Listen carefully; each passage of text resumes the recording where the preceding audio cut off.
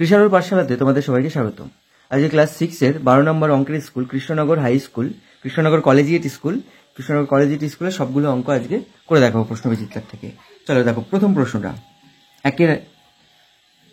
একের 1 নম্বর। 42 রোমান সংখ্যা। 42 দেখো কার কাছাকাছি। 42 হলো 50, 50কে লেখে কি দিয়ে? এল দিয়ে, তাই না? এবার 42 যেহেতু 50-এর আগে, তাই আগে হলে এই 50 বা 100, যেমন 100-র কাছাকাছি 100 হলে সি, তার আগের সংখ্যাটাতে সি দিয়ে তার আগে যদি কিছু বসায় তাহলে 10 মাইনাস বোঝায়। ধরো এই যে এল মানে হলো 50, 50-এর আগে 10 বসালাম, মানে হলো 50-এর থেকে 10 আমি বিয়োগ দিলাম, তাহলে হয়ে গেল 40। আর কত লাগবে? আর 2 লাগবে, তার মানে দুটো দাগ।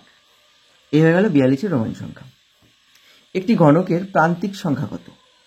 2 নম্বরটা দেখো, একটা ঘনক, মানে ধরো এরকম একটা ঘনক, ঘনকের হলো 4টে বাহুই, মানে লুডুর ছক্কা, যেটা লুডুর ছক্কা সব কটা দিক দেখো সমান না, সেটাকে ঘনক বলে। এই ধরো আমি একটা ঘনক এঁকে নিলাম, ঘনকের প্রান্তিক সংখ্যা কত? প্রান্তিক মানে ধার, এই যে কতগুলো ধার আছে, এই একটা, এই একটা, এই একটা, এই একটা, এটা এটা এটা এটা এটা এটা এটা এটা, টোটালে আছে 12টা।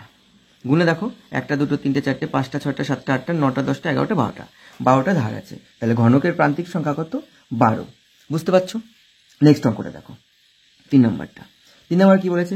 0.25 এর মানে গুণ আমরা জানি, এর 25%, পার্সেন্ট মানে 25/100। যেমন তোমরা ধরো কোনো পরীক্ষাতে নাম্বার দেয় না, যে তুমি কত পেয়েছো যদি বলে, জিজ্ঞেস করে, তাহলে তোমরা কি বলো? যে 100তে আমি 98 পেয়েছি। তার মানে কি 98%, মানে 98%, পার্সেন্ট মানে কি? তাহলে 98/100, তাই না? মানে 100তে এত পেয়েছো, তাহলে 25% মানে কি 100তে 25।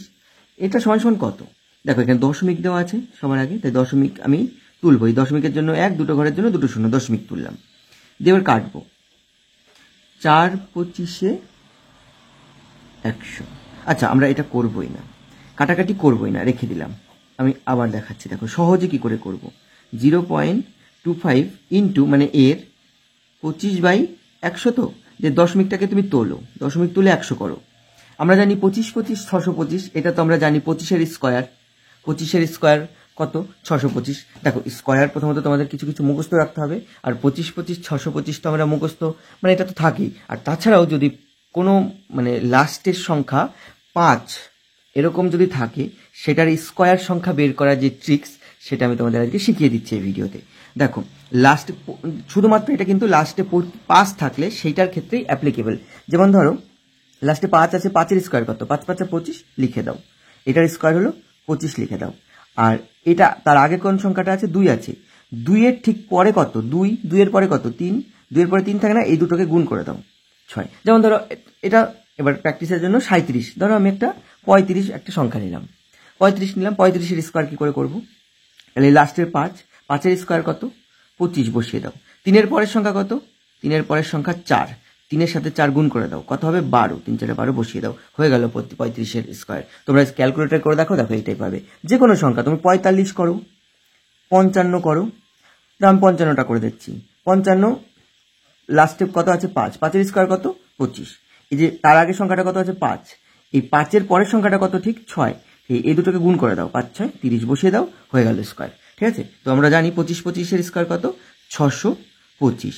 আর নিচে কত আছে? 100 ইন্টু 100। তাহলে দেখো 1 দিয়ে 1 2 3 4, 1 2 3 4 শূন্য বসিয়ে দাও, 1 2 3 4 শূন্য, তো 1 2 3 4 শূন্য দিয়ে 1 বসিয়ে দাও, হয়ে গেল এটুকু। বুঝতে পারলে? এবার দেখো এটাকে এবার দশমিকে কনভার্ট করব। কি করে? কটা শূন্য আছে? 1 2 3 4, আর আমার উপরে আছে 3টে ঘর, 1 2 3, আমার লাগবে 4টে ঘর, তাহলে আমি তার আগে একটা শূন্য বসিয়ে দেবো, দিয়ে 6 2 5, আর এই 1-এর জন্য একটা দশমিক, আর তার আগে একটা, দেখতে খারাপ লাগে বলে একটা শূন্য আগে। ঠিক আছে? তাহলে কত হলো? 0.0625 হয়ে গেল। বুঝতে পারলে অঙ্কটা? আবার বলছি, দেখো এইটুকু তো তোমরা নিশ্চয়ই বুঝেছো, এইখান থেকে এইটুকু হয়তো না বুঝতে পারো। 100 গুণ 100 মানে 1-এর, মানে ধরো 10 গুণ 10 মানে কি?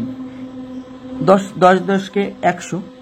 ঠিক আছে? তাহলে মানে কি করে আসলো? দেখো এই প্রথমে আমি 1 1 বসালাম, দুটো শূন্য আছে, দুটো শূন্য বসিয়ে দিলাম। যেমন ধরো 100 গুণ 100, 100 গুণ 100তে 1 আছে আগে, দিয়ে কটা শূন্য আছে সে কটা শূন্য বসিয়ে দেবো, 1 2 3 4, 4টে শূন্য বসিয়ে দাও। সেরকমভাবে আমি 4টে শূন্য বসিয়ে দিলাম। এবার এটাকে আমি দশমিকটা, আবার দশমিক তুলেছিলাম এখানে, আমি দশমিকটা বসিয়ে দিলাম। কি করে বসাবো?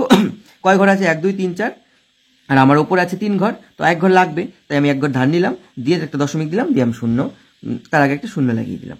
ঠিক আছে, তাহলে এই দেখো তোমাদের ডি নাম্বার যে অপশনটা আছে সেটাতে উত্তরটা বেরিয়ে গেছে, ওইটা।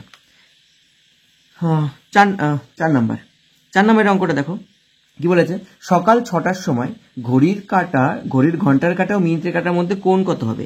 একটা ঘড়ি ধরো, 6টা মানে কি, এই যে ঘন্টার কাঁটাটা এরকম থাকে আর মিনিটের কাঁটাটা এরকম থাকে, তাই না? এখানে যদি পয়েন্টে হয়, তাহলে একদম 6টার সময় ঘন্টার কাঁটা আর মিনিটের কাঁটা পুরো একদম সোজাসুজি থাকে না?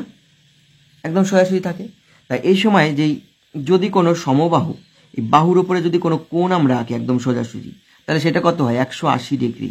যে কোনো সরলরেখা তুমি আঁকবা সেটা 180 ডিগ্রিতে থাকবে। তাহলে দেখো এখানে একটা সরলরেখা তৈরি হচ্ছে না সোজাসুজি, কোনো বাঁকা অ্যাঙ্গেল আসছে কি? আসছে তো না, তার জন্য এটা একটা কত? 180 ডিগ্রি। ঠিক আছে, বুঝতে পারলে? তাহলে সকাল 6টার সময় ঘড়ির ঘন্টার কাঁটা ও মিনিটের কাঁটার মধ্যে কোণ কত হবে? 180 ডিগ্রি। এর একটা সূত্র আছে, যেটা হলো যদি তোমরা করতে চাও সেটা আমি বলে দিচ্ছি, যে শুধুমাত্র 6টাই দেবে তার তো কোনো মানে নেই, অন্য কোনো ঘন্টাও তো দিতে পারে। তো সেই ক্ষেত্রে আমরা কি করব, 11/2 ইন্টু তোমার হলো মিনিট, তার সাথে বিয়োগ দেব আমরা 30 গুণ ঘন্টা। যেমন ধরো এখানে 6টার সময় ধরো 11/2, এখানে মিনিট কত? একদম 6টা বাজে, তখন কি কোনো মিনিট হয়? তখন তো 0 মিনিট, তাই না? এক্স্যাক্টলি 0 মিনিট তখন। আর মাইনাস 30-এর সাথে ঘন্টা কত? 6, তাহলে কোনো শূন্যর সাথে কোনো কিছু গুণ করলে শূন্য হয়, আর তার সাথে বিয়োগ দেবো কত? 3 6 18, 180 ডিগ্রি। মাইনাস প্লাসটা কোনো ফ্যাক্টর করে না এই নিয়মের ক্ষেত্রে, এটা আগে হতে পারে, এটা পরে হতে পারে, এরকম কোনো ব্যাপার না, শুধু যেইটা আমার অঙ্ক উত্তর বেরোয় সেটাই উত্তর নিতে হয়। তাহলে এখানে কত বেরোলো? 180 ডিগ্রি। ঠিক আছে, এটা হলো সূত্র। আর যেহেতু আমি এটা জানি যে 6টা মানে সোজাসুজি ডিগ্রি হচ্ছে, তাই আমি 180 ডিগ্রি ডাইরেক্ট লিখে দিলাম। ঠিক আছে, এবার তোমাদের যেহেতু যদি এইখানে 6টার সময় এসছে, অন্য তোমাদের পরীক্ষার সময় 6টা নাও আসতে পারে, 6টা 15 আসতে পারে, তখন কি করবা? তখন এই সূত্রটা কাজে লাগাবা। ঠিক আছে, চলো নেক্সট অঙ্ক দেখো। এই সালগুলো দিয়েছে তার মধ্যে কোনটা লিপিয়ার? 2005, 2006, 2009, 2016। এর মধ্যে 2016টা হলো লিপিয়ার। ঠিক আছে, 2016 হলো লিপিয়ার, যেহেতু 2020 লিপিয়ার ছিল, 2024 লিপিয়ার, তাই তার 4 বছর আগে 2016। এবার এই সালগুলোর মধ্যে যেহেতু আমি জানি যে 2016টা লিপিয়ার, কিন্তু তোমরা যদি কনফিউজড হয়ে যাও যে 2006 নয় কেন, 2016ই কেন, তখন আমরা কি করব? তখন করব কি, যে যদি কখনো কনফিউজড হয়ে যাও, মানে কখনো ধরো বিভ্রান্ত হয়ে গেলে, দুটোর মধ্যে কনফিউশন আসলো, তখন কি করবা? এই সংখ্যাগুলোকে মানে সালগুলোকে 4 দিয়ে ভাগ করবা, যেটা মিলে যাবে সেটাই উত্তর। ঠিক আছে, দেখো 2016কে 4 দিয়ে ভাগ করো, 4 5 20, 0 4 4 16, মিলে গেল, ভাগশেষ থাকলো কি? 2006কে ভাগ করো 4 দিয়ে, 4 5 20, এখানে 0 0 6, মিলছে কি? মিলছে না, 1 দিয়ে কিছু আবার অবশিষ্ট থাকছে, তাই না? এটা মিলছে না, তার মানে এইটাই এক্স্যাক্টলি হলো লিপিয়ার। তো 2016 সাল হলো লিপিয়ার। কি করে বুঝবো আমরা? যেই সংখ্যাটা বা সালটা যদি 4 দিয়ে ভাগ করার পরে সম্পূর্ণভাবে মিলে যায়, তাহলেই বুঝবো সেই সালটা লিপিয়ার। নেক্সট অঙ্কটা দেখো, পরের অঙ্কটা দেখো কি বলেছে, কত নাম্বার? এটা হলো 6 নাম্বার। 6 নাম্বারে বলেছে যে 1 3 5 4 2 4, এই যে সংখ্যাটা আছে, এই সংখ্যাটা এর বর্গমূল যদি আমি করি, রুট যদি করি, বর্গমূলের লাস্টে বর্গমূলের এককের ঘরের অঙ্ক কত হবে? মানে জাস্ট এককের ঘরের অঙ্ক চেয়েছে। দেখো অপশন থেকে এখানে অঙ্ক হবে, যেহেতু 1 নম্বরের, তো আমি সেইভাবে বলে দিচ্ছি। অপশনগুলো লিখছি আগে, 1 3 6 আর 8। বর্গমূল মানে কি? ধরো তোমার একটা সংখ্যা দিয়েছে 4, 4-এর বর্গ কত?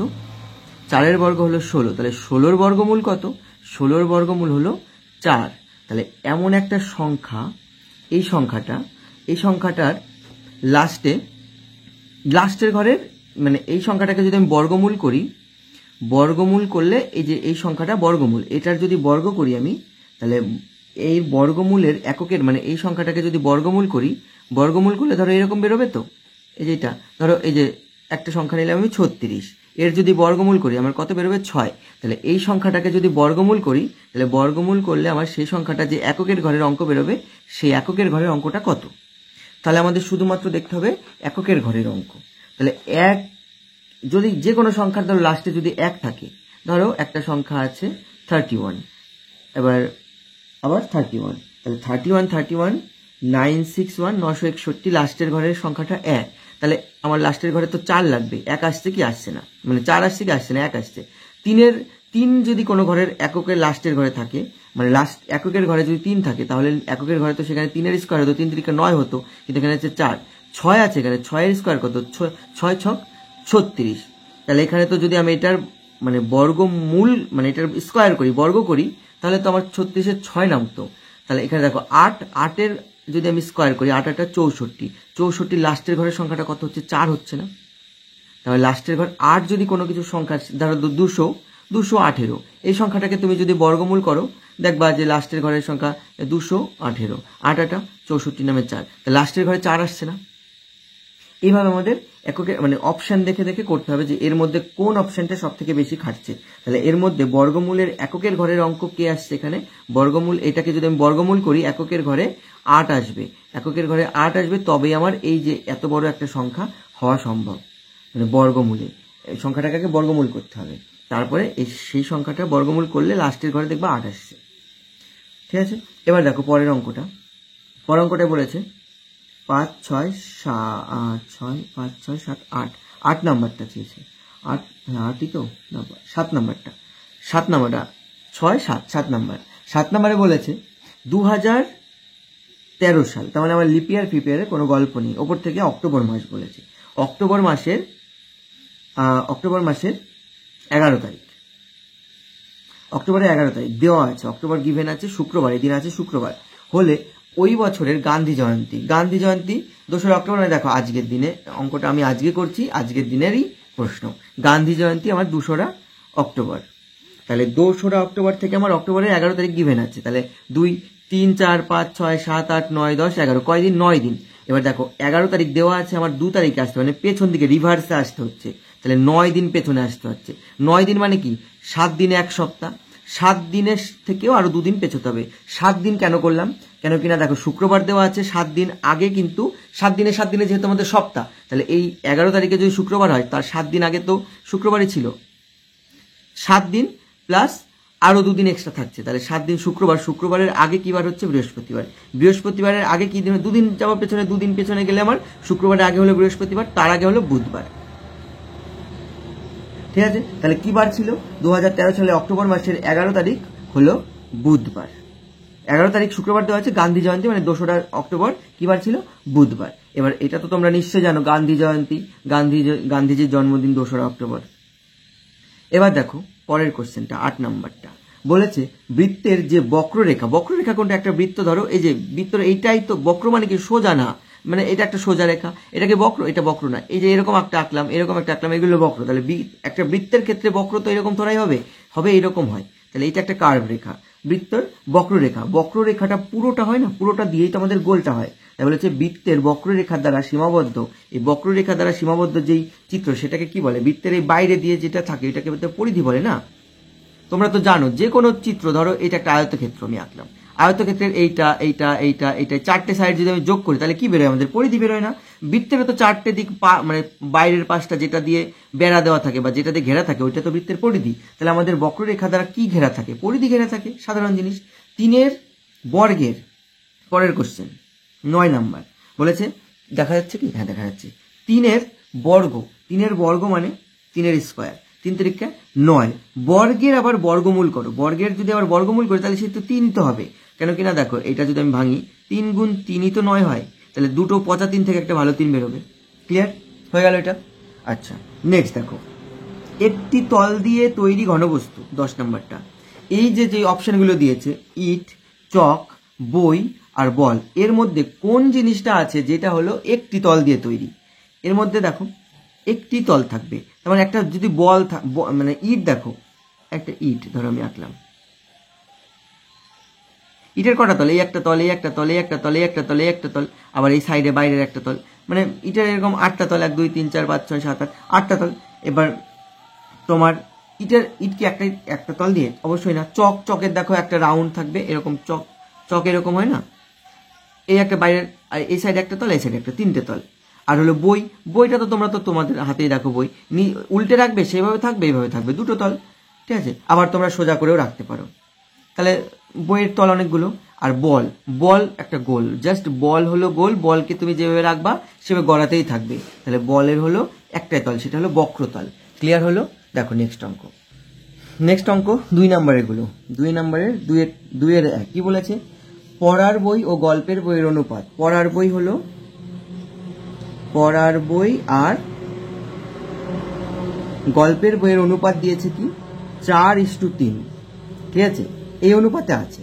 এবার পড়ার বই ওপরে, পড়ার বই এখানে বলেছে 24টা, 24টা হলে গল্পের বইয়ের সংখ্যা রয়েছে কত। এটাকে দেখো সমান, মানে ইয়ে আছে না, ওই যে কি বলে গেল, সমানুপাত যেটা করবে, মানে এটাকে যা দিয়ে গুণ করবো এটাকেও সেটা দিয়ে গুণ করব। সমতুল্য ভগ্নাংশ করা তোমরা নিশ্চয়ই শিখেছো।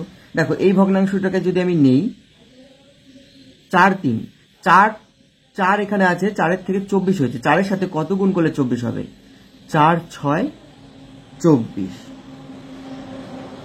এবার ওপরে যদি 6 গুণ করি, নিচেও তো 6 গুণ করব, তাহলে 4-6 হবে 24, 3-6 হবে 18। তাহলে যদি পড়ার বই থাকে 24টা, গল্পের বই হবে 18টি। ক্লিয়ার? এইভাবে করতে পারো, আবার অনুপাত হিসেবেও করতে পারো। যেমন ধরো অনুপাত হিসেবে করলে কিভাবে করবে আমি দেখিয়ে দিচ্ছি। এবার দেখো এটাকে যদি আমরা মানে অন্যভাবে করি তাহলে কি করব, দেখো অনুপাতের ভাগার হলো কত, অনুপাতের ভাগার হলো, এটা করলে কঠিন হয়ে যাবে, তবু আমি করে দেখাচ্ছি। 7-এর মধ্যে মানে অনুপাতিক যোগফল কত, 4 আর 3 7 আছে, টোটাল 7-এ আছে 4, ঠিক আছে, 7-এ 4 আছে, তাহলে এভাবে করার থেকে তোমরা এটা করাই ভালো। 7-এ 4 থাকলে এখানে 4 সমান সমান তোমার যদি 24 বেরোয়, মানে অনুপাতে করতে হবে এভাবে, 7-এ আছে 4 আর তোমার এখানে 24 হলে টোটাল বই হবে কত, এভাবে করতে পারো। বা 4 সমান সমান 24, 3 সমান সমান কত, যেটা করবে সেটাই হবে, ঠিক আছে। অনুপাত করে করার দরকার নেই, তোমরা সমতুল্য ভগ্নাংশ করে করবে। 2 নম্বরটা করি, 2 নম্বরটা করে দেখো 8 বছর 7 মাস 21 দিন, 8 বছর 7 মাস 21 দিন, একে গুণ করতে হবে 9 দিয়ে। এটাকে আমরা না বছর করব, ঠিক আছে, না মাস করব, না দিন করব। যদি এটা করতে যাও তাহলে এত বড় একটা সংখ্যা হবে, সেটা গুণ করতে যাবে এবং গুণ করতে করতে তোমার পরীক্ষা কমপ্লিট হয়ে যাবে। তো সেটাকে আমরা না করে আমরা কি করব, এই বছরটাকে গুণ করব, মানে সবগুলোকে আলাদা আলাদা গুণ করব। 8 নং 72 বছর, 7 নং 63 মাস, আর 9 কে 9, 9 দিয়ে গুণে 18, 189 হলো দিন। এবার দেখো দেখতে কেমন লাগছে, বা তোমরা নিজেরাই বুঝতে পারছো যে 189 দিন তো হয় না, কেন কিনা আমরা 30 দিনে জানি মাস হয়, ঠিক আছে। এবার আমরা এটাকে মাসে ভাগ করে দেবো, 30 দিনে মাস করে দেবো, তাহলে মাস 30 দিন, কতগুলো মাসের মধ্যে নিশ্চয়ই অনেকগুলো মাস আছে, তাহলে মাসগুলোকে মাসের মধ্যে নিয়ে আসবো।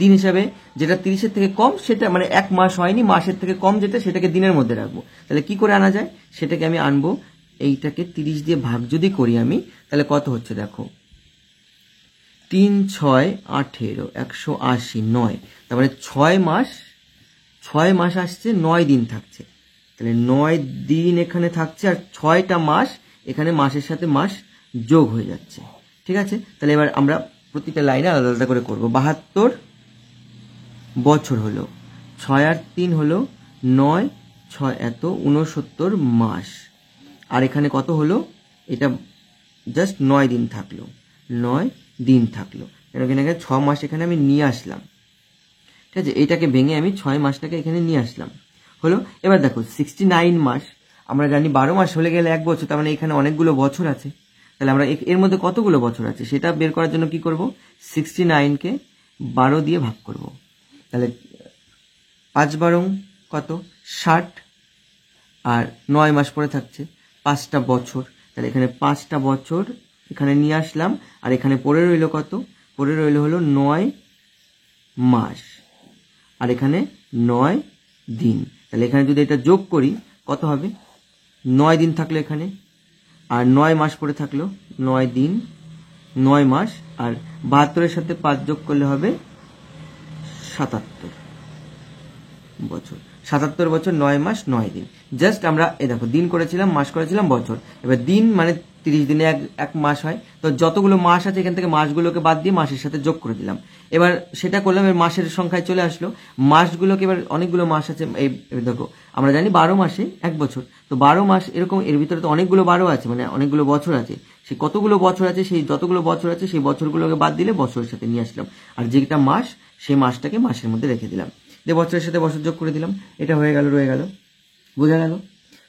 পরেরটা দেখো 3 নম্বরে বলেছে 2-এর 3 বলেছে যে সমানুপাতে আছে কিনা দেখাও। 12:30:14:70। এইটা যদি সমানুপাতে আছে কিনা যদি বুঝতে হয়, তাহলে প্রথম দেখো তোমাদের বইতেও লেখা আছে, তবু আমি বলে দিচ্ছি। প্রথম আর 4 নাম্বার গুণ করে যা হবে, দ্বিতীয় আর তৃতীয় নাম্বার গুণ করে যদি সেটা হয়, তাহলে সেটাকে সমানুপাত বলে। এটা প্রথমত মনে রাখতে হবে, আর যদি মনে না থাকে কোনো অসুবিধা নেই, আমি আছি। এটাকে ভগ্নাংশে লেখো, এইটুকু তো তোমরা জানো। 12/30 সমানুপাত, এই যে ইস্টু এটাকে সমান করে দাও। 14/70 বজ্র গুণ করে দাও। 70-এর সাথে 12 গুণ, 70 গুণ 12 সমান 30 গুণ 14। এবার দেখো গুণ করে দেখো দুটো কি সমান হয়। যদি সমান হয় তাহলে তোমার সমানুপাত হবে, আর যদি সমান না হয় তাহলে সমানুপাতে নেই। তাহলে 12 7 12 7 দুগুণে 14 নামে 4, 7 1 7 8, 7 12 84 840, আর হলো 3 4 12 নামে 2, 3 1 3 4 42 420। দেখো 840 এদিকে আর 420 এদিকে, দুটো কি সমান নয়। তাহলে এটা হবে সমান, মানে এটা এরকম দেয় চিহ্নটা, মানে যেটা সমানুপাত নয় বা সমান নয় সেটাকে এরকম দেয়, দুটো সমান দিয়ে এটা কেটে দেয়। ঠিক আছে, তাহলে এটা সমান নয়, তার মানে এটা সমানুপাতি নয়। হলো, বুঝতে পারলে অনেক ভালো। দেখো পরেরটা 5 নম্বর অঙ্কটা। 5 নম্বরটা কি বলেছে? 5 নম্বর তো না, 4 নম্বর, তার আগে একটা আছে, গসাগু করতে বলেছে। 24 36 54 এর গসাগু কত? গসাগু করবো, 3 দিয়ে দেবো, সবার মধ্যে 3 দিয়ে যায়। দেখো 3 দিয়ে যাচ্ছে কি করে, আমি বুঝলাম কি করে। সংখ্যাগুলোকে যোগ করবে, 4 আর 2 কত? 2 যোগ 4 6 হয়। 6 কি 3 দিয়ে ভাগ করা যায়? অবশ্যই যায়, তার মানে এটা যাবে 3 দিয়ে। 6 আর 3 কত? 6 আর 3 হয় 9। 9 কে 3 দিয়ে ভাগ করা যায়? অবশ্যই যায়, তার মানে এটা 3 দিয়ে যাবে। 5 আর 4 কত? 9। 9 কে 3 দিয়ে ভাগ করা যায়? অবশ্যই যায়, তার মানে এটা 3 দিয়ে যাবে। তাহলে 3 8 24 1 2, 3 1 3 4 5, 3 8 24 18, 3 18 54 তোমরা জানো নাম তাতে নিশ্চয়ই। এবার দেখো এগুলো সব জোড় সংখ্যা, তার জন্য আমি 2 দিয়ে দিতে পারবো। 2 দিয়ে দিলে হবে 4 6 9। আর যায় কি? আর কি যাচ্ছে? 4 6 9 হলো। এই 4 আর 6 এর ভিতরে নয় 2 যাচ্ছে, 9 এর ভিতরে 2 যাচ্ছে কি? যাচ্ছে না, তার মানে এটা আর যাবে না, মানে এখানেই শেষ। তাহলে গসাগুর ক্ষেত্রে কি হয়, ডান দিকে মানে যে বাঁ দিকে সাইডে, বাইরের এই সাইডে যেগুলো থাকে সেই সংখ্যাগুলোকে নিতে হয়, লিখতে হয়। অতএব নির্ণেয় গসাগু 3 গুণ 2 সমান 6 হয়ে গেল। এইভাবে করতে পারো, আবার ভাগ পদ্ধতিতেও করতে পারো। ঠিক আছে, তোমাদের যেটা ভালো লাগবে সেটা। ভাগ পদ্ধতি তোমরা নিশ্চয়ই জানো, আমি আর করে দেখাচ্ছি না এখানে, করতে গেলে বাকি অঙ্কগুলো করতে অনেক টাইম লেগে যাবে। তো চলো নেক্সট অঙ্ক দেখো। পরেরটা 5 নম্বর বলেছে 12 মিটার বাহু বিশিষ্ট একটি সমবাহু ত্রিভুজ, মানে একটা ত্রিভুজ আছে, যেই ত্রিভুজটা 3টে বাহু সমান। তাহলে 12 মিটার বাহু যদি এই দিকে 12 হয়, নিশ্চয়ই এই দিকেও 12 হবে, তারপর আবার এই দিকেও 12 হবে। কেন কিনা বলেছে সমবাহু। সমবাহু মানে কি? যার 3 দিকটা সমান। তাহলে সমবাহু ত্রিভুজের পরিসীমা, এর পরিসীমা কত? এদিকে 12 এদিকে 12 এদিকে 12, 3 12 36 মিটার। এবার এর এই 36 মিটারের সমান পরিসীমা বিশিষ্ট একটা বর্গক্ষেত্র আঁকতে বলেছে, একটা বর্গক্ষেত্র যার 4টে বাহুই সমান। এবার 36 মিটার বাহু বিশিষ্ট বর্গক্ষেত্র আঁকতে বলেছে যার 4টে বাহু, মানে এই যে এই বাহুটা এই বাহুটা এই বাহুটা এই বাহুটা সবগুলো বাহুকে যোগ করে আমার যদি 36 হয়, তাহলে বর্গক্ষেত্র তোমরা জানো নিশ্চয়ই। বর্গক্ষেত্র কাকে বলে? বর্গক্ষেত্র হলো এই বাহু, মানে বর্গক্ষেত্রের 4টে বাহু কিন্তু সমান। তাহলে এই বাহুটা যেটুকু হবে, এটা যদি এ হয়, এটাও তো এ, এটাও তো এ, এটাও তো এ, তার মানে 1 2 3 4 4টে। 4টে সমান সমান কত বলেছে, এর যত পরিসীমা যত হবে বর্গক্ষেত্রের পরিসীমা তত হবে। তাহলে বর্গক্ষেত্রে আগে বাহু বের করতে হবে। বর্গক্ষেত্রের অঙ্কটাতে বর্গক্ষেত্রের ক্ষেত্রফল চেয়েছে, তোমরা দেখো লাস্টে বলেছে পরিসীমা সমান হলে বর্গক্ষেত্রের ক্ষেত্রফল বের করতে হবে। ক্ষেত্রফল বের করতে হলে আমাদের কি লাগে, আগে তো বাহুটাকে লাগবে, বাহুটা বের করব। তো দেখো এখানে এক একটা বাহু কত, 4টে বাহু যদি যোগ করে আমার 36 হয়, তাহলে আমার এক একটা বাহু কত, 36/4, মানে এই 36কে আমি 4 দিয়ে যদি ভাগ করে দিই তাহলে 4 জন সমান সমান করে নিয়ে নেবে। 4 নং 36, তাহলে প্রত্যেকটা বাহু দেখো 9 9 করে হলো, এটা 9 এটা 9 এটা 9 এটা 9, এই 9 9 18 18 18 36, ঠিক আছে। যদি প্রত্যেকটা বাহুকে তুমি এই 9 9 করে ভাগ করে দাও তাহলে দেখো 4টে বাহু 9 9 করে সমান সমান সমান সমান ভাগ হলে এই 4টে বাহুকে যোগ করলে 36 হচ্ছে। এবার তাহলে আমি বাহু পেয়ে গেলাম। বর্গক্ষেত্রের ক্ষেত্রফল কি, বর্গক্ষেত্রের ক্ষেত্রফল বাহু গুণ বাহু। এবার হবে বর্গক্ষেত্রের ক্ষেত্রফল সমান সমান বাহু গুণ বাহু। বাহু কত, এখানে কত বেরোলো, 9 করে বেরোলো, 9 গুণ 9, তাহলে 9 নং 81। এবার বর্গক্ষেত্রের একক কিন্তু সবসময় বর্গ এককে হয়, তাহলে এখানে বলেছে দেখো মিটার বলেছে, তাহলে বর্গ মিটার। ক্লিয়ার হলো? আচ্ছা, পরের অঙ্কটা দেখো 6 নাম্বার। 1-এর 2, 1-এর 3, 1-এর 4 এর সরল অনুপাতটি লেখো। এর যদি সরল অনুপাত লিখতে চাই, 1-এর 2, 1-এর 3 ও 1-এর 4 এর সরল অনুপাত। সবার আগে বুঝতে হবে সরল অনুপাত কি। সরল অনুপাত হলো এইগুলো যে ভগ্নাংশতে আছে, ভগ্নাংশতে না করে এগুলোকে যদি আমি সমান মানে সরল অনুপাতে, মানে এক একটা সিম্পল সংখ্যা, যেমন ধরো 1:2:3 এরকম ভাবে যে সংখ্যাগুলোকে লিখি না আমরা অনুপাত দিয়ে, সেগুলোকে বলে সরল অনুপাত। কিন্তু এখানে দেখো জটিল মানে ভগ্নাংশ আকারে আছে, তাই না, ফ্র্যাকশন আকারে আছে। তো ফ্র্যাকশনটাকে ভাঙতে হবে। এই ফ্র্যাকশন ভাঙতে গেলে কি করতে হয়, আগে এগুলোকে ধরে এই গোটা সংখ্যাগুলোকে লসাগু করতে হয়। 2 3 4 এর লসাগু কত, 2 1 3 2, 2 দুগুণে 3 দুগুণে 6, 6 দুগুণে 12, এর লসাগু কত, 12। এখানে দেখো যদি করতে যাই আমি, এদের লসাগু করলাম 12।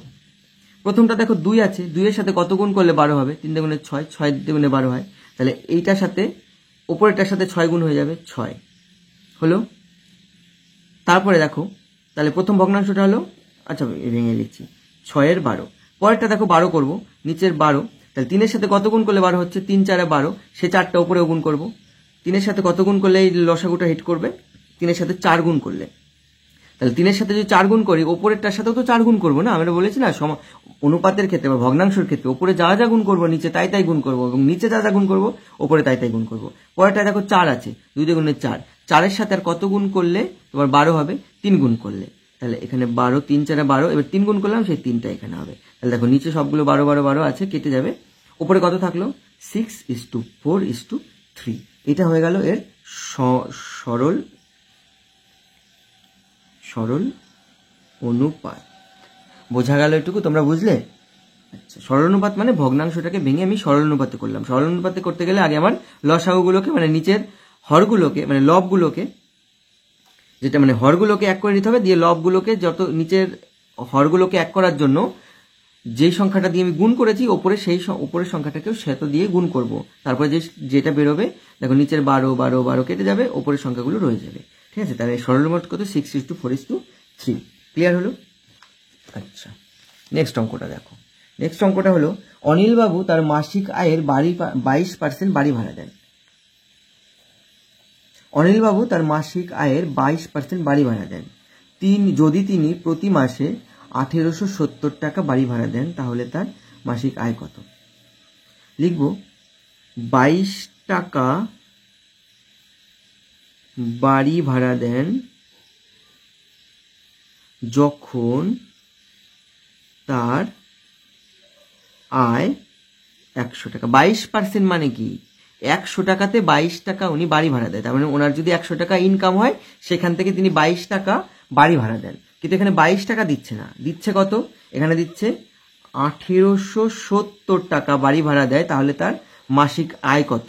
100 টাকাতে তো 22 টাকা দিচ্ছিল, কিন্তু এখন তো 22 টাকা দিলে তোমাকে থোড়াই একটা বাড়ি ভাড়া দেবে? তুমি বলো, তুমি একটা যদি কোথাও বেড়াতে যাও, বেড়াতে গিয়ে তুমি একটা হোটেল ভাড়া নিলে, হোটেল ভাড়া নিয়ে তুমি বললে আমাকে 22 টাকা নিতে হবে, তোমার কাছ থেকে নেবে কি? তো এটা আমরা পার্সেন্টেন্সে বলি যে 22% মানে 100 টাকাতে 22 টাকা দিচ্ছে, তাহলে এবার 1870 টাকা দিচ্ছে। দেখো এদিকে টাকা বাড়বে, আয়ও বাড়বে, ভাড়া যত বাড়বে তত আয়ও বাড়বে, এটা সরল সম্পর্ক। অর্থাৎ সরল সম্পর্ক হলে কি হয়, 100 মানে এখানে লিখি যে অনুপাতে যদি প্রকাশ করি, সরল অনুপাতে লিখবো আমরা সরল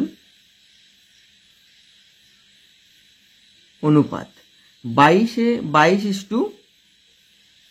22 সাথে কার সম্পর্ক, 100, তাহলে ইস টু 100। আর এখানে 1870 সাথে যেটা আমার বের করতে হবে সেইটা, মানে আমি এখানে এক্স ধরলাম, ঠিক আছে, এক্স টাকা। এবার এটাকে যদি আমি করি তাহলে 22/1870 সমান সমান 100/x। এটা বজ্রগুণ করবে, যেটা হবে সেটা। আচ্ছা, আমি এইটা যদি তোমাদের জটিল লাগে তাহলে আমি বলছি, এটা দেখো সরল সম্পর্ক, তো সরল অনুপাত যদি হয় তাহলে জিজ্ঞাসা চিহ্নের ওপরে যে থাকে তাকে এখানে লিখবা, দিয়ে একটা গুণ চিহ্ন দিবা। এবার এটা দেখো, এটা কি সম্পর্ক, সরল সম্পর্ক। সরল সম্পর্ক হলে নিচে যে সংখ্যাটা থাকে সেটা ওপরে চলে যায় এবং ওপরের সংখ্যাটা নিচে চলে আসে। নিচে কি আছে, 1870/22। এটা করতে পারো, এটা করলে এখানে বজ্রগুণ করতে হবে, এক্সটা এই পাশে আসবে। আর এটা করলে 100 গুণ 1870/22, এই একই ব্যাপার। তাহলে এখান থেকে দেখো আমি এটাকে 11 দিয়ে কাটবো, ঠিক আছে, আমি এটাতে করে দেখাচ্ছি। 11 দিয়ে যদি কাটি, 11 দিয়ে কাটলে এখানে দেখো 22 দিয়ে গুণে 11 দুগুণে 22। আর এখানে দেখো এইটা 18-এর ভিতরে 11 কবার যায়, একবার। হাতে থাকলো 7, 7-এর ভিতরে 7 একবার যায়, দিয়ে 0, তাহলে 170। আবার 2 দিয়ে কাটবে, 8 দিয়ে গুণে 16, 5 দিয়ে গুণে 10, 85। তাহলে এখানে হলো কত, 100 গুণ 85। তার মানে এটা হলো 85 দিয়ে দুটো শূন্য বসিয়ে দেবো, কেন 100-র সাথে 85 গুণ করলে শুধুমাত্র শূন্যগুলো পরপর বসে যায়। আচ্ছা, এই সংখ্যাটা যে 11 দিয়ে কাটলো আমি দেখে বুঝলাম কি করে। সংখ্যাটা দেখো তোমরা ভালো করে, 1870 আছে না, একটা বাদে একটা সংখ্যা যোগ করো। একটা বাদে একটা সংখ্যা যোগ করলে দেখো 7-এর সাথে 1 যোগ করলে কত হবে, 8। 8-এর সাথে 0 যোগ করলে কত হবে, 8। 8-এর থেকে 8 বিয়োগ দিলে 0 যদি হয়, মানে একটা বাদে একটা সংখ্যা যদি যোগ করি, যোগ করে যদি সেই সংখ্যাটা 0 হয় বা 11-র মাল্টিপল হয়, ধরো 11 হলো, মানে যোগ না, সরি, একটা বাদে একটা সংখ্যা যোগ করলাম এবং একটা বাদে আরেকটা সংখ্যা যোগ করলাম, দুটো পার্ট করলাম। এবার দুটো পার্টকে যদি ধরো এটা যোগ করলে এটা যোগ করলে, দুটো সংখ্যাকে বিয়োগ দিলে, বিয়োগ দিয়ে যদি 0 হয় বা 0 না হয়ে দেখা গেলে এখানে এমন কোনো সংখ্যা আসলো যে বিয়োগ দিয়ে এখানে 11 হচ্ছে, 22 হচ্ছে বা তোমার 33 হচ্ছে, এই 11-র মাল্টিপল বা 11-র গুণিতক যদি কোনো সংখ্যা আসে বা 0 আসে, তাহলে তখনই বুঝবো যে সেই সংখ্যাটা 11 দিয়ে আমার কাটাকাটি যাবে। তাহলে তার এইখানে অঙ্কতে আমি তার জন্য এখানে দেখে আমি বুঝতে পারলাম যে এটা 11 দিয়ে কাটছে, তাই সহজে আমি কেটে দিলাম। তাহলে আমার উত্তর কত বের হলো, 8500 টাকা। তাহলে উত্তর লিখে দেবো এবার যে অনিলবাবুর মাসিক আয় হলো 8500 টাকা। ঠিক আছে, এবার পরের অঙ্কটা দেখো। পরের অঙ্কটা বলেছে 2 নম্বরের 5, 6, 7, 8 নম্বরের অঙ্কটা, রম্বস ও বর্গক্ষেত্রের পার্থক্য কি। রম্বস লিখবো যে রম্বসের প্রত্যেকটা পার্থক্য বলেছে, শুধুমাত্র পার্থক্যটা লিখতে হবে। তাহলে ধরো প্রথমত আগে রম্বস আঁকি একটা, এই বরফি আকারের যেগুলো হয় এগুলোকে রম্বস বলে। আর বর্গক্ষেত্র হলো স্টেপ, 4টে বাহু সমান। বর্গক্ষেত্রেরও 4টে বাহু সমান হয়, রম্বসেরও 4টে বাহু সমান হয়। তাহলে এই পার্থক্য আমার হবে না। একটা পার্থক্য আসে যে রম্বসের কর্ণগুলো সমান নয়। রম্বসের যে কর্ণ যদি টানি, একটা কর্ণ বড় হয়, একটা কর্ণ ছোট হয়, কিন্তু বর্গক্ষেত্রের দুটো কর্ণই কিন্তু সমান হলো। আর রম্বসের ক্ষেত্রে তোমার প্রত্যেকটা, যেমন বর্গক্ষেত্রের প্রত্যেকটা কোণ 90 ডিগ্রি হয়, আর রম্বসের ক্ষেত্রে প্রত্যেকটা কোণ 90 ডিগ্রি নাও হতে পারে। মানে রম্বসের ক্ষেত্রে প্রত্যেকটা কোণ 90 ডিগ্রি হবে না, কম বেশি হবে, কিন্তু 180 ডিগ্রি হবে যোগ করে, মানে 360 ডিগ্রি হবে যোগ করে। আর বর্গক্ষেত্রের প্রত্যেকটা কোণ কিন্তু 90 ডিগ্রি করেই হবে, একদম সমকোণে থাকবে, আর এরা সবসময় সমকোণে থাকে না। তাহলে দুটো পার্থক্য লিখতে হবে আমাদের। প্রথমত লিখবো রম্বসের কর্ণদ্বয় অসমান, বর্গক্ষেত্রের কর্ণদ্বয় পরস্পর সমান হলো। আর লিখব বর্গক্ষেত্রের প্রতিটা কোণ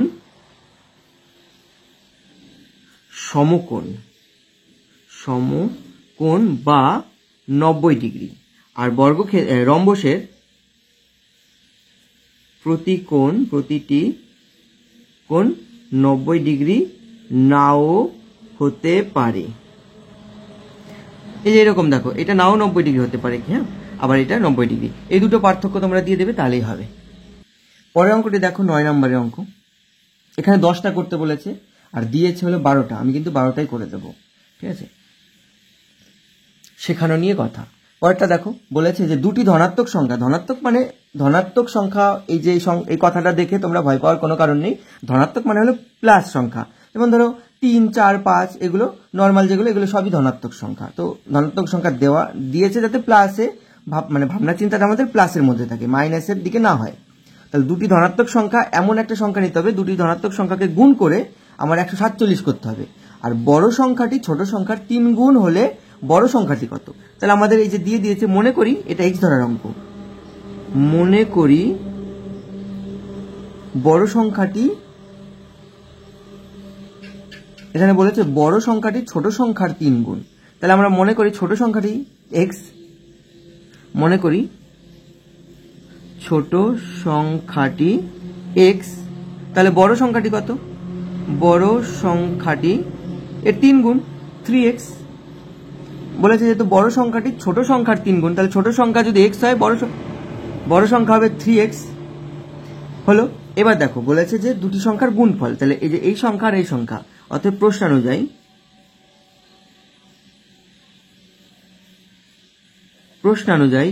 x গুণ 3x, এই দুটো সংখ্যাকে যদি গুণ করি আমার হবে 147। x এর সাথে x গুণ করলে কত হয় জানো তোমরা, 3x স্কয়ার, তাহলে 147। এটা এর সাথে গুণ সম্পর্ক আছে, যদি আমি সমান সমানের ওই পাশে নিয়ে যাই ভাগ হয়ে চলে যায়, 147 ভাগ 3। যদি এটা ভাগ করি, কাটি, তাহলে দেখো 3 14 ভিতরে কভার যায়, 3 14 ভিতরে যায় না, 3 এর কাছা মানে 14 কাছাকাছি এমন সংখ্যা কোনটা যেটা 14 দিয়ে মানে 3 দিয়ে কাটবে, 3 4 12, 12 হলো 13 14, দেখো 2 মানে হাতে রইলো, মানে 2 এক্সট্রা আছে এখানে, সে 2টা যদি এই 7-এর আগে বসো তাহলে 27 হবে, 27-এর ভিতরে 3 কভার যাবে, 3 নং 27 হলো। এবার দেখো x স্কয়ার সমান সমান 49, x স্কয়ার মানে x এর বর্গ, x এর বর্গটাকে যদি আমি এই পাশে নিয়ে যাই তাহলে রুট হয়ে এই পাশে চলে আসবে, বর্গমূল হয়ে এই পাশে চলে আসবে। তাহলে 49-এর বর্গমূল কত, 7 গুণ 7 49 না, তাহলে দুটো 50 থেকে একটা ভালো 7 বেরোবে, বোঝা গেল। তাহলে আমার ছোট সংখ্যাটি, এবার অঙ্কতে চেয়েছে কত, বড় সংখ্যা চেয়েছে, ছোট সংখ্যাটি x কি ধরেছিলাম আমরা, ছোট সংখ্যা ধরেছিলাম, অর্থাৎ লিখবো ছোট সংখ্যাটি 7 আর বড় সংখ্যাটি 3x, মানে 3 গুণ 7, 3 7 21 হয়ে গেল, বুঝতে পারলে। 100 এর নিকটতম পূর্ণবর্গ সংখ্যা, এমন একটা সংখ্যা নিতে হবে যেটা 100 না, সরি 1000, 10 নাম্বারটা 1000-এর কাছাকাছি পূর্ণবর্গ সংখ্যা, এরকম, ঠিক আছে। এবার দুটো সংখ্যা আমরা বাছবো, দেখো যদি 30 নেই, 30-এর স্কয়ার কত, 3 3 900, 31 যদি নেই, 31-এর স্কয়ার কত, 961, আর 32-এর যদি স্কয়ার নেই তাহলে হবে কত, 1024। নিকটতম পূর্ণবর্গ সংখ্যা চেয়েছে, পূর্ণবর্গ, দেখো নিকটতম মানে 1000-এর কাছাকাছি কি আছে, 900 তো আগেই বাদ গেল, 961 আছে এদিকে। এবার এইখানে মাঝখানে আমি 1000টাকে রাখলাম, বলো 961 1000-এর কাছে না 1024 1000-এর কাছে। 961 ধরো যদি এটা 40 মানে 60 হতো, তাহলে এর মধ্যে 40 মানে 39 ডিফারেন্স আছে, আর এর সাথে এখান থেকে জাস্ট 24 ডিফারেন্স, তাহলে কে সব থেকে বেশি কাছে, 1000-এর কাছে 1024টা বেশি কাছে, তাই লিখবো যে 1000-এর নিকটতম পূর্ণবর্গ সংখ্যা হলো 1024। ক্লিয়ার হলো। পরেরটা দেখো, ভাগ উল্লেখ করে দিয়েছে, ভাগ পদ্ধতিতে বর্গমূল নির্ণয় করো। 841 হলো তোমার 29-এর বর্গমূল, সেটা যেহেতু মুখস্থ আছে তাই করতে পারলাম, কিন্তু যদি ভাগ পদ্ধতিতে করতে বলে তাহলে কি করে করব, আমরা জোড়া খুঁজবো, ডান দিক থেকে জোড়া নেব, ডান দিক থেকে জোড়ায় দেখো 41 মানে 4 আর 1 একটা জোড়া, দুটো মানে জোড়া হয় দুটো তোমরা জানো। তো এই জোড়াটা বাদ দিয়ে বাকি যেটা থাকবে 8, এর 8-এর মধ্যে কোন বর্গ সংখ্যা যায়। যদি আমি দেখো 2 দিই, 2 এর বর্গ কত, 2 দ্বিগুণে মানে 2 গুণ 2 4, 3 যদি নেই 3-এর বর্গ কত, 3 গুণ 3 9, 9 হয়ে গেলে 8-এর বেশি হয়ে যাবে, তাহলে আমি 3 দিতে পারবো না, এখানে আমাকে 2 দিতে হবে। 2 দিলে 2 এর স্কোয়ার কত, 2 এর স্কোয়ার হবে 4, হাতের হইলো কত 4, 441, 441। আর এইখানে যেটা দেই না সেটা ডবল এখানে হয়ে যায়, তাহলে 2 এর ডবল কত 4। এবার 4-এর সাথে আমি এখানে কি বসালে, যেই সংখ্যাটা বসাবো সে তত দিয়ে আমাকে গুণ করতে হবে, ঠিক আছে। ধরো আমি যদি 9 বসাই, 9 দিয়ে আমাকে গুণ করতে হবে। কেন আমি 9 বসালাম, 9 দিয়ে গুণ করলে 9 নং 81, মানে 1 আসে লাস্টে, আর এখানে যেহেতু 1 আছে তার জন্য আমি 9টাকে বেছে নিলাম।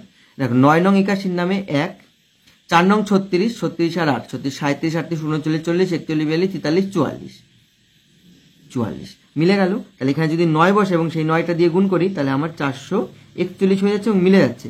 এইখানে যেই সংখ্যাটা বসাবো সেইটাকে ধরে এখানে পুট করে দেবো, এইটাই হয়ে যাবে বর্গমূল। তাহলে ভাগ পদ্ধতিতে এইটাই হলো বর্গমূল নির্ণয় করার প্রসেস। তোমরা এইভাবে বর্গমূল নির্ণয় করবে। তাহলে 841-এর বর্গমূল কত, বর্গমূল সমান সমান 29 হয়ে গেল। ক্লিয়ার হলো, বুঝতে পারলে। পরের অঙ্কটা দেখো, পরের অঙ্কটা দেখো, বলেছে দুটি সংখ্যার লসাগু ও গসাগু যথাক্রমে 280 ও 8। লসাগু বলেছে 12 নম্বরটা, লসাগু 280 আর গসাগু সমান সমান 8 হলে একটি সংখ্যা 56, একটি সংখ্যা দিয়ে দিয়েছে, একটি সংখ্যা দিয়েছে 56, অন্য সংখ্যাটি কত।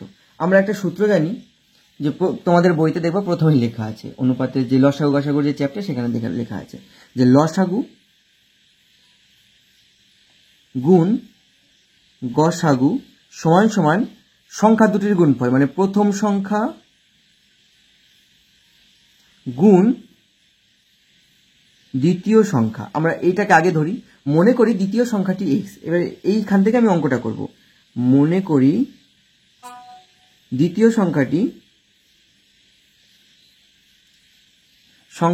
এক্স, তাহলে প্রথম সংখ্যা আমার দেওয়া আছে 56, তাহলে প্রথম সংখ্যা গুণ দ্বিতীয় সংখ্যা, প্রথম কত 56, দ্বিতীয় সংখ্যা কত আমি জানি না, এক্স ধরেছি, গুণ লসাগু গুণ গসাগু, মানে সমান সমান লসাগু গুণ গসাগু। লসাগু কত 280 গুণ গসাগু 8 হলো।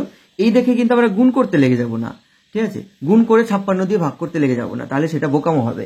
তো যেহেতু তোমরা আমার কাছে পড়ছো তাই তোমাদের আমি গুণ করতে দেবো না, তাই তোমাদের আমি করব কি, এক্সটা ধরবো, এখানে এটা গুণ না করে এইভাবেই রেখে দেবে, এগিয়ে নিয়ে যাবে, পরের লাইনে দেখবো কি সহজে কাটাকাটি হয়ে যাবে। 56, ঠিক আছে। দেখো এটা 8 দিয়ে কাটাকাটি, এখানে দেখো এটা গুণ সম্পর্ক না, এবার গুণ সম্পর্ক থাকলে এটা পরের লাইনে সমান সমানের ওই পাশে গেলে ভাগ হয়ে চলে যায়, তো ভাগ হয়ে নিয়ে গেলাম। এবার দেখো কাটাকাটি করব, 7 8 56 হলো। এবার দেখো 7 দিয়ে 28 কাটে, 4 7 28 40, তাহলে x সমান সমান মানে 28 হলো, 4 7 28, শূন্যটা ছিল, শূন্যটা জাস্ট পুট হয়ে গেল, মানে বসে গেল 40, আর এই পাশে কিছু থাকলো না, তাহলে x সমান সমান 40। তাহলে একটা সংখ্যা ছিল 56 আর দ্বিতীয় সংখ্যাটি, অতএব দ্বিতীয় সংখ্যাটি হবে 40। বোঝা গেল। দেখো তোমরা যদি এখানে গুণ করতে তাহলে এত বড় একটা সংখ্যা হতো, তাকে যদি আবার 56 দিয়ে ভাগ করতে তাহলে তোমাদের চোখ দিয়ে জল বেরিয়ে যেত, ঠিক আছে। তার জন্য আমরা কি করলাম, এটাকে ভাগ করে নিলাম। দেখো পরের লাইনে কাটাকাটি জাস্ট 1 মিনিটও লাগলো না, 1 মিনিট কি 30 সেকেন্ড, তো অনেক বেশি টাইম লেগে গেল না, জাস্ট অনেক কম সময় এটা হয়ে গেল। পরের অঙ্কটা দেখো, 3 নম্বরের অঙ্কগুলো, 3-এর 1-এর অঙ্কটা দেখো, বলেছে পাড়ার সুকান্ত স্মৃতি গ্রন্থাগারে সদস্যদের প্রত্যেক সদস্য সংখ্যার সমান সংখ্যক টাকা চাঁদা দেওয়া হয়েছে। মানে চাঁদা দেওয়ার মানে একটা ক্লাবে স্মৃতি গ্রন্থাগারে, সেখানে মানে সুকান্ত স্মৃতি গ্রন্থাগারে ওইখানে ধরো কিছু সদস্য আছে, মেম্বার, তো এবার ওইখানে যতজন মেম্বার আছে ততজন টাকা দিয়েছে। যতজন মেম্বার আছে, আমি সরি ভুল বললাম, আমাকে বলতে হতো যে যতজন মেম্বার মানে সদস্য সংখ্যা যতজন থাকবে ঠিক সেই টাকা করেই, ধরো আমি সাপোজ ধরলাম 4 জন মেম্বার আছে, তাহলে প্রত্যেকে 4 টাকা করে দেবে, ঠিক আছে। তাহলে এবার এখানে কত হবে, তাহলে টোটাল কত দেবে 16 টাকা। ধরো আমি যদি বলি এবার 20 জন মেম্বার আছে, তাহলে প্রত্যেকে ক টাকা করে দেবে, 20 টাকা করে। হ্যাঁ, যে কজন তোমার মেম্বার থাকবে সেই কজনে অত টাকা করে দেবে। তাহলে টোটালে টাকা উঠেছে 729 টাকা। 729 টাকাটা কি করে উঠলো? যতজন মেম্বার আছে তারা প্রত্যেকে তত টাকা করে দিয়েছে। তার মানে যদি ধরো 20 জন থাকে, 20 জনে 20 টাকা করে দিলে 400 টাকা হবে, তাই না? তাহলে আমি এই যে কতজন মেম্বার আছে কি করে পাবো? এটাকে যদি বর্গ করে দিই, যেই কজন আছে সেই কজনে অত টাকা করেই দেবে, তাহলে না মানে সেই সংখ্যাকে সেই সংখ্যা দিয়ে গুণ হবে, তাই না? যদি 4 জন থাকে 4 জনে 4 টাকা করে দেবে, মানে প্রত্যেক জনে 4 টাকা করে দেবে, তাহলে সেই সংখ্যাকে সেইটা দিয়ে গুণ। তার মানে কি সেই মানে ওই সংখ্যাকে যদি ওই সংখ্যাটা দিয়ে গুণ করি তাহলে সেটাকে কি বলে? বর্গ সংখ্যা বলে, তাই না? আর বর্গ সংখ্যাটার যেটা ওইটার থেকে যদি আমি আমার এই সংখ্যাটাতে মানে সদস্যতে ফিরে আসতে চাই তাহলে সেটা আমার বর্গমূল করতে হবে। তাহলে বর্গমূলের চ্যাপ্টারে তুমি এই অঙ্কগুলো পেয়ে যাবা। তাহলে আমি কি লিখবো? গ্রন্থাগারের সদস্য সংখ্যা, গ্রন্থাগারে সদস্য সংখ্যা। আগে লিখবা যে যতজন সদস্য আসে প্রত্যেকে তত টাকা করে দেওয়ায় মোট চাঁদা উঠেছে 729। অতএব যত গুণ তত, মানে যতর সাথে তত গুণ করেছে, যতজন সদস্য তাদের সাথে প্রত্যেকের জন্য অত টাকা করে দিয়েছে, তাহলে সেটাও সমান সমান 729। তাহলে মানে হলো তোমার সদস্য সংখ্যা হলো √729। 729 মানে কত? তোমার 27 গুণ 27। কি করে আমি জানি? আমি যেহেতু এটা জানি 27-এর স্কোয়ার হলো 729, তো আমার পক্ষে সুবিধা হলো। তোমরা কি করবে? এটাকে ভাঙবে 729, যদি তোমাদের আইডিয়া না থাকে তাহলে ভাঙবে। কি করে ভাঙবে? প্রথমে দেবো আমি 9 দিয়ে, 8 নং 72, 9 কে 9, আবার দেবো 9 দিয়ে, 9 নং 81, আর 9কে দেবো আবার 3 × 3। তাহলে কি হলো? 9 গুণ 9 গুণ 3 গুণ 3, তাহলে দুটো 9 থেকে একটা 9, আর দুটো 3 থেকে একটা 3, তার মানে 3 নং 27, একটা 27 বেরিয়ে আসছে। ওকে, ক্লিয়ার হলো? আচ্ছা, চলো পরের অঙ্কটা দেখো। পরের অঙ্কটা এখন ধরবে না, পরের পাতায় করি। 3-এর 2 নম্বরটা, 5 অঙ্কের বৃহত্তম সংখ্যা নির্ণয় করো যাকে 16, 24, 30, 36 দিয়ে ভাগ করলে প্রতি ক্ষেত্রে 10 ভাগশেষ থাকবে। দেখো, এই আমাদের এই অঙ্কের এই গল্পটা যত কিছুর মধ্যে হোক না, ম্যাক্সিমাম আমাদের 5 অঙ্কের বৃহত্তম সংখ্যা 9, 9, 9, 9 এর মধ্যেই হতে হবে, ঠিক আছে? এই 5টা নয়, 5 অঙ্কের বৃহত্তম সংখ্যা এ। এবার এ দেখা গেল, এই সংখ্যাটা দিয়ে 16, 24, 30, 36 ভাগ করা তো নিশ্চয়ই যাবে না, এর আশেপাশে কিছু একটা সংখ্যা যাবে, তবে এর থেকে বেশি কখনো হতে পারবে না, কেন বেশি হয়ে গেলে 6 অঙ্কের হয়ে যাবে, তাই না? এইবারে আমাদের যেটা বলেছে যে 5 অঙ্কের বৃহত্তম সংখ্যা নির্ণয় করো যাকে 16, 24, 30, 36 দিয়ে ভাগ করলে প্রতি ক্ষেত্রে 10 ভাগশেষ থাকবে। আচ্ছা, 10 ভাগশেষের গল্প আমরা পরেই করি। আগে আমরা কি করি? এই যে এমন একটা সংখ্যা 5 অঙ্কের, যেই সংখ্যাটাকে 16, 24, 30, 36 দিয়ে ভাগ করলে মানে ভাগ করতে হবে, তাহলে ওই সংখ্যাটাকে 16 দিয়ে ভাগ করলেও মিলে যাবে, 24 দিয়ে ভাগ করলেও মিলে যাবে, 30 দিয়ে ভাগ করলেও মিলে যাবে, এবং 36 দিয়ে ভাগ করলে মিলে যাবে, তাই না? তাহলে এমন একটা সংখ্যাকে যদি আমরা পেতে চাই তাহলে কি করব? অবভিয়াসলি সেই এই যে প্রত্যেকটা সংখ্যার এমন একটা মাল্টিপল, মানে এমন একটা গুণনীয়ক, মানে গুণিতককে নিতে হবে, এমন একটা গুণিতককে নিতে হবে যে তোমার ওই প্রত্যেকটা সেই সংখ্যাটা, মানে এইখানকার 16, 24, 30, 36 প্রত্যেকটা সংখ্যা দিয়ে ইন্ডিভিজুয়াল, মানে আলাদা আলাদাভাবে ভাগ হয়। তার জন্য আমরা এদের এই কমন গুণিতক বের করতে গেলে, কমন গুণিতক বের করতে গেলে লিখবো আমরা সবার আগে লসাগু, মানে লসাগু করবো। অতএব লিখবো সংখ্যাগুলি নির্ণেয় লসাগু। কত হবে? 16, 24, 30, 36। এটা লসাগু করো। প্রথমত আমি দেব 4 দিয়ে দিই, 4 × 4 = 16, 4 × 6 = 24, 30-এর ভিতরে 4 যায় না, রেখে দিলাম, 4 নং 36 দিলাম, আবার 3 দিয়ে, 4-এর ভিতরে 3 যায় না, রেখে দিলাম, 3 × 2 = 6, 3 × 10 = 30, 3 × 3 = 90, আবার 2 দিয়ে দেবো, 2, 1, 5, 3 আর যায় না। তার মানে এই যে হলো লসাগু, 4 × 3 × 2 × 2 × 3 × 5। ওকে, এবার কি করব? এটা গুণ করবে, এগুলো 5 × 10, আর 3 × 6, আর 3 × 4 = 12। তাহলে এখানে কত হলো? 72, আর 5 × 10 ছিল 10। রাখো, 3 × 6, 3 × 4 = 12, 6 × 12 = 72, আর হলো 5 দুগুণে 10, 72 আর 10 গুণ করলে হবে 720। 720 হলো এদের লসাগু।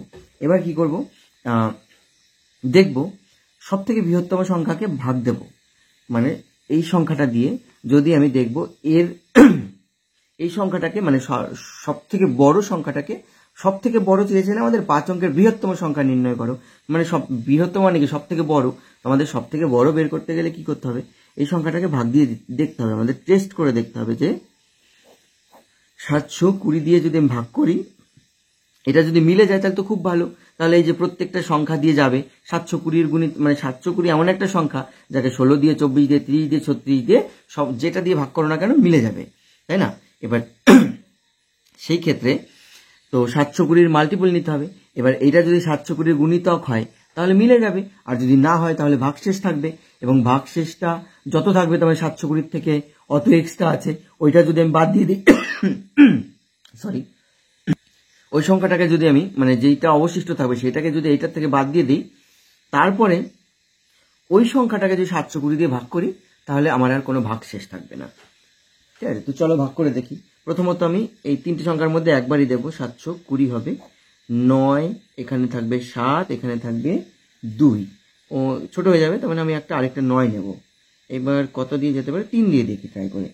3 দিয়ে দিলে হবে 3 0 0, 3 দুগুণে 6, 3 7 21 দিয়ে 9 3 আর হলো 6, আরেকটা 9 এক্সট্রা ছিল নামিয়ে দিলাম। এবার মোটামুটি 6000, তো তাহলে একবার 8 দিয়ে ট্রাই করি। 8 দিয়ে ট্রাই করলে 8 0 0, 8 দুগুণে 16 নামে 6 আর 57 দিয়ে অবশিষ্ট এখানে থাকছে 9, এখানে থাকছে 3, এখানে থাকছে 6, 639 এক্সট্রা থাকছে।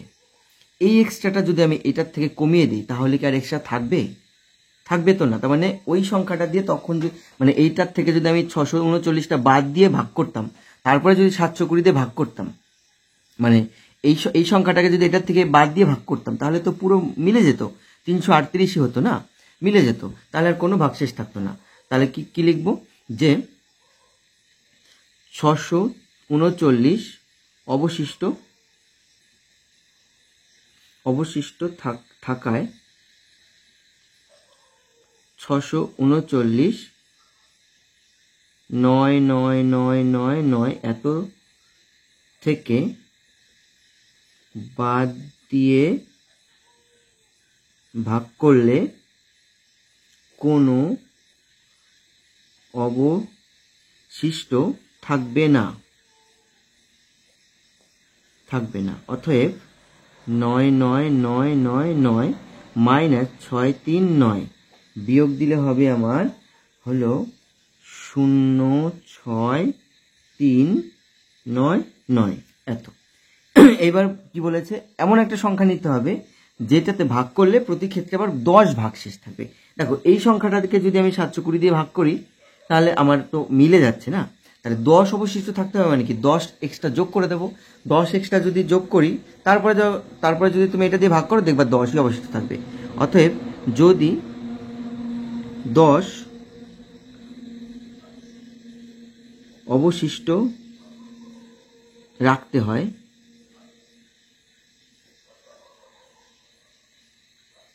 তবে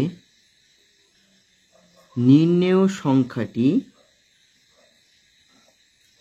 হবে 99360 প্লাস 10, তার মানে 99370 হয়ে গেল।